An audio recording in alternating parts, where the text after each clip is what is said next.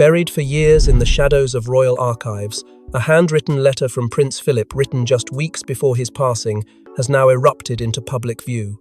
And in that letter lies a truth so raw, so divisive, that King Charles himself had no choice but to make it known. Before we go deeper into what this really means for the royal family, make sure to subscribe so you don't miss a single update. The letter was not discovered by accident. It was found during what palace sources call a routine archival review, though those close to the situation admit the review was far from routine. Whispers of a private, sealed message left by the Duke of Edinburgh had persisted for months after his passing, but no one truly believed such a document would ever surface. When it did, it sent a chill through the highest levels of the monarchy. Handwritten, personal, unfiltered. It was addressed not to the crown, nor to the institution, but directly to Charles. A final appeal, a warning, a legacy. And as Charles read the sharp ink of his father's final reflections, it became clear that this was not a letter meant for gentle remembrance. It was a reckoning. Those close to Charles say he read the letter in silence, twice over, before locking it away for several weeks. The burden of its contents clashed violently with the image of control he was working tirelessly to project as monarch. Yet, as tensions continued to simmer between the Sussexes and the rest of the family, tensions that no amount of public smiles or ceremonial appearances could ease, Charles felt the pressure rise. Behind the palace walls, aides debated. Should the letter be kept private? Should its contents be redacted? Because sometimes, as one royal insider put it, the truth is the only remaining shield. In choosing to reveal the letter, Charles also revealed something about himself, his desire to anchor his reign in reality, not just tradition. Prince Philip had chosen to bypass the bureaucracy. No advisors, no edits. Just a father speaking plainly to his son. And within that honesty lay sharp commentary on the very fracture the monarchy refused to name aloud. The growing chasm between William and Harry. Philip did not mince words. He spoke of duty abandoned, loyalties divided, and the dangers of turning royal legacy into spectacle. And yet, it was not condemnation. It was concern. Concern that if the family ignored the deeper wounds, the crown itself would one day bleed. What made the letter even more stunning was its tone. Not cold, not cruel, but piercingly clear. Sources described it as shockingly blunt, not out of spite, but because Prince Philip had always believed in saying what others feared. And now, through the trembling voice of Charles, those words had reached the world. A father's final insight, a monarch's reluctant confession, and a family's darkest hour exposed. But the timing of the letter's exposure is no coincidence. It arrived just as the family stood on the edge of another devastating fracture. The royal family did not fracture in a day. Behind the scenes, subtle moves and unspoken tensions signaled what was to come. Charles, carrying the weight of the crown, had seen the split brewing, but Prince Philip's letter confirmed what he dared not say aloud. Even before the letter surfaced, the signs were undeniable. The distance between brothers had turned into silence. Official portraits were carefully cropped, events meticulously staged to avoid side-by-side encounters. Courtiers whispered about missed calls, cancelled appearances, and cold stares during state occasions. The once unified image of the House of Windsor was showing hairline cracks, invisible to the public, but deeply felt within palace walls. And for Charles, the man suddenly thrust into the role of both monarch and father, those cracks became impossible to ignore. The tension had been mounting for years, whispers of resentment, media manipulation, competing loyalties. But the final stretch began when Harry and Meghan chose autonomy over allegiance, leaving behind royal titles in favour of personal truth. It wasn't just a departure, it was a declaration. And while Charles had attempted to remain above the fray, offering measured statements and distant compassion, Philip's letter forced his hand. In its pages were observations so piercing, so precise, they stripped away the illusion of control Charles had clung to. Philip, ever the realist, had seen what Charles would not say aloud. He wrote of Harry's emotional estrangement, not as rebellion, but as consequence. of a boy left too long in the shadow of expectation. He noted how unresolved grief had curdled into quiet fury, how neglect wrapped in duty had alienated not just a son, but a future voice of the monarchy. And most damning of all, Philip warned that unless truth was acknowledged, not spun, not buried, the family would not bend, but break. Still, Charles hesitated. Releasing such a letter would unleash a firestorm. Advisors begged him to preserve tradition, to keep it internal, to protect the image of unity, even if it meant masking division. But Charles, with that letter clenched in hand, began to see things differently. He realized the risk wasn't in exposure, it was in denial. Because if the crown couldn't face its own fractures, how could it expect the nation to believe in its stability? The choice to go public wasn't made in a war room or on a whim. It came in a quiet moment, reportedly late at night, after reviewing the letter one final time, alone, undisturbed. He read the final sentence, one that echoed with eerie foresight and knew the time had come. The silence had to break. The burden had to shift. The truth had to live, even if it hurt. But what exactly did Prince Philip write? And why did his final words cut deeper than anyone expected? It wasn't a plea. It wasn't a blessing. It was a warning. In his final message to Charles, Prince Philip left behind a sharp-edged truth. A warning about the bloodline, about the future of the crown, and about who would tear it apart from within. The letter didn't read like a farewell. It read like a reckoning. It was as if Philip had saved his most uncensored thoughts for the moment he would no longer be able to face the backlash.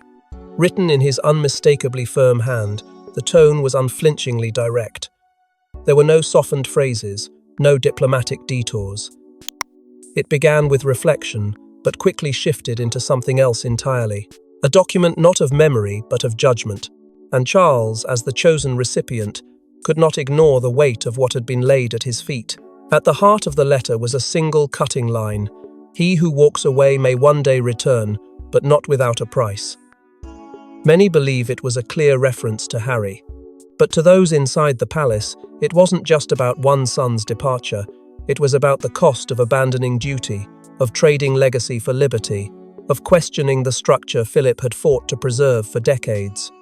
The Duke of Edinburgh had lived through royal implosions before. He had seen the danger of sentiment overpowering service, and now, with the crown facing another reckoning, he issued a call for vigilance. Philip warned against modernizing too quickly. He understood the pressure to adapt, but cautioned that evolution without anchor would leave the monarchy adrift. He urged Charles not to confuse popularity with principle. In a particularly pointed passage, he addressed Camilla not by name, but unmistakably as a figure whose rise had shifted the center of the monarchy's moral compass. The tone wasn't cruel, but it was firm. He acknowledged her presence, but questioned her influence. More striking, though, was his mention of William. Philip, long known to admire the heir's discipline, also saw a shadow. He warned that William's desire to bridge both tradition and change could either solidify the future or split it down the middle.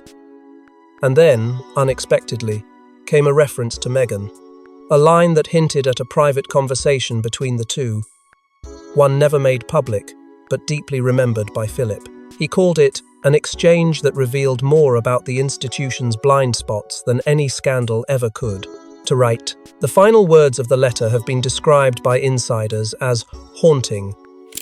He closed not with comfort, but with caution. History is not made by what we build, but by what we fail to protect. And Charles, protect what matters. That line alone, King Charles would later admit, stayed with him long after the ink had faded. It was a directive, a burden, a final echo from a father who had spent his life navigating the shadows behind the throne. And yet, Charles didn't share the letter immediately. He waited. Because what followed next would put Philip's words to the test. When Charles revealed the contents of his father's letter, the reaction was instant and brutal. What began as quiet unease exploded into emotional breakdowns, fractured trust, and one royal walking away for good. The letter, though penned by a man no longer alive to defend it, detonated within the family like a delayed bomb. What Philip had written wasn't just a private reflection, it was a judgment, a final truth laid bare. And Charles, by choosing to make it public, shattered the unspoken code of royal containment. Behind closed doors, the reaction came fast and unfiltered. William, according to multiple insiders, was livid not because his name was directly mentioned, but because of what was implied by its absence. Implicated by omission was how one aide described his fury. The heir to the throne, already walking a tightrope between duty and personal loyalty, now found himself caught in a storm he didn't start but couldn't escape. Camilla, too, was deeply unsettled. For years, she had worked to redefine her public image, inching her way from controversy into quiet acceptance. But the language Philip used, particularly his critique of moral drift within the monarchy, felt like a dagger cloaked in tradition. She reportedly felt exposed and privately questioned why Charles hadn't warned her sooner. Palace sources say her demeanor turned cold, then cautious, retreating from public engagements in the days that followed. But the most shocking ripple came from outside the palace walls. Meghan's legal team, according to those close to the matter, made contact within hours of the letter's release. While the content did not name her directly, the reference to Philip's private meeting with her, buried within the text, triggered legal interest. There was no lawsuit, no headline-grabbing reaction, just swift, strategic communication behind the scenes, a signal that the Sussexes were watching closely, even if they remained silent publicly. And Harry? He said nothing. Not a statement, not a quote, just silence. But it was not the silence of surrender, it was calculated, icy, the kind of silence that makes allies nervous and adversaries sweat. Those who once had a pulse on his emotions admitted they no longer knew what he was thinking. That, perhaps, was more dangerous than any response. The palace descended into quiet chaos. Aides scrambled to contain the fallout, crafting internal memos and press strategies that shifted daily. Public pressure mounted. Was this letter a reflection of a father's private fears, or the monarchy's public confession? The distinction no longer mattered. The damage had been done, but one question echoed through the palace halls louder than any other. Why now? Why would Charles risk everything to expose this? And who truly benefits? Charles didn't just expose the letter to honor his father. He did it to send a message, one aimed not at the world but at his sons, at the institution, at history, and within that decision lies a hidden strategy decades in the making. This wasn't a moment of impulse. It was a monarch's deliberate move crafted at the intersection of emotional fatigue and generational duty. For years, Charles had walked the impossible line between a changing world and a monarchy rooted in centuries-old traditions. He had endured criticism for modernizing too slowly, and condemnation when he tried to evolve too quickly. But with Philip's final words in his possession, he saw a rare opportunity. Not to rewrite the royal story, but to redefine who gets to tell it. The letter gave him what few monarchs ever have: moral permission. He didn't need to lash out or make declarations. The letter did it for him. It gave him royal cover to speak without speaking an elegant weapon forged in legacy. At the heart of his decision was fear not of scandal, but of loss, not of power, but of family. Charles had watched his sons drift apart, pulled by press, protocol, and private wounds too long ignored. The crown had survived wars and abdications. But could it survive a generation divided? Could it survive a future where sons no longer saw the throne as a birthright but as a burden? It was meant to remind William and Harry that the past still had a voice, that the monarchy wasn't built solely on visibility, but on restraint, sacrifice, and unspoken loyalty. And in the shadow of that intent loomed another ghost, Diana. Her legacy, still potent, still raw, continued to haunt the throne Charles now occupied. He knew comparisons would be made, that critics would see the letter's tone as patriarchal, traditional, even cold. But Charles didn't view it as an erasure of Diana's memory, he viewed it as a balance. Where Diana had told her truth in televised interviews and whispered revelations, Philip's truth came in ink, in the kind of brutal honesty the institution was built to suppress. What Charles feared most wasn't tabloid headlines or public backlash. It was implosion, a quiet decay of trust from within. The backlash could be managed, the scandal could be softened, but the silence between his sons that could not. Releasing the letter was, in his mind, a necessary disruption. A fire lit not to destroy, but to force everyone out of hiding. To confront the truths no one dared admit. But as Charles calculated the political cost, others within the family saw the letter as something far more dangerous, a betrayal. Inside the family, shock gave way to fury. Not everyone supported Charles's choice to release the letter, and behind his back, a counterforce began to form. Because to some, revealing Prince Philip's private words was not loyalty, it was betrayal. The day the letter went public, something shifted not just in public sentiment, but in the royal family's internal dynamic. William, already burdened with the weight of future kingship, reportedly withdrew even further from his father. To him, the release was reckless, a violation of legacy. Though his name wasn't explicitly mentioned, the implications were deafening. Behind closed doors, he is said to have confronted Charles, accusing him of weaponizing their grandfather's words to gain sympathy and assert dominance. One insider revealed a bitter exchange, quoting William's words with chilling clarity. "He's risking the crown to save his conscience." Those who once believed the monarchy would be united under Charles and William now saw the cracks deepening, not healing. And then came the tension between Charles and Camilla. While she maintained her public composure, sources close to the palace say she voiced deep frustration behind the scenes. She questioned the optics, what it made them look like, what it stirred in the press, and most of all, how it opened old wounds that had only just begun to scab over. Camilla, who had spent years softening her public image, now found herself back under a harsh spotlight. Philip's words, no matter how veiled, felt personal, and Charles's insistence on transparency felt, to her, like self-sabotage. But the reaction wasn't contained to the immediate royal circle. Whispers began to emerge of secret conversations between Princess Eugenie and Harry. Their bond, once quiet and loyal, reportedly reignited in the days following the letter's exposure. Eugenie, known to be sympathetic to Harry's struggles, is said to have reached out, asking pointed questions about the timing, the intention, and whether the palace had reached out to him in good faith at all. The implication was clear: the lines were redrawing, and not in Charles's favour. Inside the palace, frustration brewed among royal advisors. For years, they had worked to restore dignity and calm around the crown. But now, Charles's unpredictability had blindsided them. Multiple aides, speaking under condition of anonymity, described a surge of internal dissent. Some questioned whether the king was being guided by emotion rather than institution.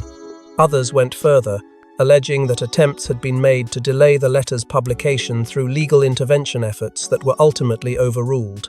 What Charles may have seen as transparency, others saw as recklessness. What he framed as duty, others viewed as a dangerous unraveling. In a monarchy where secrecy is survival and unity is power, one truth had emerged louder than the rest. Not all royals fight their battles in the press. Some wage them in silence, behind doors no headline can reach. But even betrayal couldn't stop what came next, because the world had seen the letter, and now they wanted to know what it meant for the monarchy's future. With the family unraveling and the monarchy under scrutiny, the public began to ask the unthinkable. Was this the beginning of the end, or the final moment before a rebirth? Either way, the crown was now in a fight for its survival. The letter had left a mark, not just on the royal household, but on the consciousness of a nation and beyond. In the days that followed its release, public opinion took a measurable turn. Polls across the United Kingdom showed a sharp decline in confidence, not just in Charles, but in the institution itself. For some, the letter was proof that the monarchy was finally speaking hard truths. For others, it was a symbol of dysfunction that had no place in a modern democracy. A silent crack had become a national question. What is the purpose of a crown that cannot even unite its own blood? The media, of course, seized the storm and weaponized it. Headlines framed the story not as a reflection, but as a confrontation. Philip versus Harry. Charles's gamble. The monarchy's great divide. Every interview, every op-ed, every round-table debate painted the institution as either gasping for breath or gasping for change. The divide in public perception was no longer generational, it was ideological. Tradition versus transparency. Symbolism versus accountability. What had begun as a family matter had transformed into a national referendum on royal relevance. But the pressure didn't stop at Britain's borders. Commonwealth nations watched with a sharpened lens. In Canada, Australia, and the Caribbean, long-standing Republican movements suddenly found new momentum. The question of detachment from the monarchy, once slow-burning, now flared into mainstream debate. Leaders issued carefully worded statements, and advisors to governments began reassessing the political cost of remaining aligned with a dynasty in visible disarray. The Crown's influence abroad, once secure through quiet reverence, now felt vulnerable to public sentiment and global headlines. Even within the walls of British government, conversations began to shift. Parliament, though constitutionally tied to the Crown, is no stranger to political opportunism. Quiet conversations were reportedly held behind closed doors, not about abolition, but about contingency. What would it mean, one senior official was heard asking, if public confidence continued to erode? What would it mean for funding, for pageantry, for state support? There was no rebellion, no revolt, but there was an unmistakable readiness for reform. Back inside the palace, Charles's advisors knew what was coming, and they moved quickly. A strategy was drafted unofficially dubbed the Year of Repair. It would focus on public service, strategic appearances, emotional accessibility. The message was clear: humanize the Crown or risk losing it. But even as the palace scrambled to control the bleeding, one darker question began to echo louder in political circles and tabloid columns alike. Was it time to reconsider the line of succession? And in the midst of this storm, Charles made a final move that would define not just his reign but his father's legacy. Amidst silence and scandal, Charles chose not to retreat but to act. And in doing so, he made a decision that would honor the past, challenge the present, and reshape the monarchy's future in Prince Philip's shadow. He could have disappeared behind the walls of the palace. He could have issued no statement, waited for the outrage to settle, and let the dust bury the letter that had cracked the royal foundation. But instead, Charles stepped forward, not with defiance, but with deliberation. In a move that caught even his closest aides off guard, he announced a new royal initiative bearing his father's name, the Philip Legacy Trust, a foundation not just for charitable causes, but for institutional reflection. It would focus on preserving duty, resilience, and the strength of personal accountability within public service. It was a message, not just to the country, but to the family. And with that came another calculated stroke. Charles stopped short of altering the official order of succession, but he did realign the roles within it. Prince William was granted new responsibilities public-facing, highly visible, and symbolic of proximity to the throne. Yet behind closed doors, the dynamic shifted. Charles didn't loosen the reins. If anything, he drew them tighter. Advisors noticed it first how William's calendar was being monitored more carefully, how statements were being vetted more sharply, how decisions once left to Kensington were now being reviewed in Clarence House. Charles wasn't handing over power, he was testing loyalty. As for Harry, the path forward was neither locked nor lit. In a subtle yet thunderous gesture, Charles signaled a willingness to reconcile, but not unconditionally. There would be no formal apology, no admission of fault. What Charles offered was something colder but more permanent: space. Room for personal truths to exist, but only under the umbrella of royal discretion. Any reunion, if it came, would be on the monarchy's terms, not the memoirs. And while the message was dressed in civility, its undertone was crystal clear. The institution would not bow to spectacle. Still, the effect of the letter couldn't be undone. Even as the royal image was stitched back together, the seams remained visible. The monarchy had survived, but not untouched. There was no collapse, no abdication, no exodus. But there was a shift, a recalibration of power, of silence, of responsibility, one that would echo far beyond Charles's reign. For in honoring his father's final words, Charles did more than speak. He set a precedent. But even with the decision made and the public calmed, one final question remains locked behind palace gates. The letter Charles exposed wasn't the only one. Insiders claim Prince Philip left more sealed, coded, and hidden in royal archives. Who are they meant for? And when will they be read? The monarchy may have survived this storm, but the next one may already be written. Beneath the surface of tradition and ceremony, there exists a silent vault, a space where history isn't just recorded, but guarded. And according to multiple palace insiders, it's in this very vault that more letters from Prince Philip remain. Not just one, not just two, but several. Each one allegedly addressed to a specific member of the royal family, each written in the final months of his life. They're not listed in official records, they're not catalogued in public logs, but whispers of their existence have started to ripple outward, and the implications are seismic. One name continues to surface, Harry. Multiple sources now speculate that a sealed envelope exists, marked only with an H. And if that letter is real, it's likely far more personal than the one Charles exposed. Meghan, too, is said to be aware. Some claim she received word of its existence through a former aide and has quietly urged Harry to demand access. But as of now, that letter, if it exists, has not been seen, not been read, not been acknowledged. Which begs the question, why? Royal archivists, typically silent stewards of monarchy memory, are suddenly under scrutiny. There's growing speculation that they've been instructed to withhold release not by law, but by loyalty. Yet the legal framework surrounding such documents is complex. Some letters may be protected under personal family rights. Others, if addressed to the Crown or written in Philip's official capacity, could be considered state property. Either way, no one is talking, and no one is confirming. Meanwhile, public pressure is building. What began as curiosity has evolved into something closer to demand. Calls for transparency grow louder each week. Headlines no longer ask if there are more letters, but when we'll see them. The people, it seems, believe they have a right to the final thoughts of the man who helped hold the monarchy together for over 7 decades.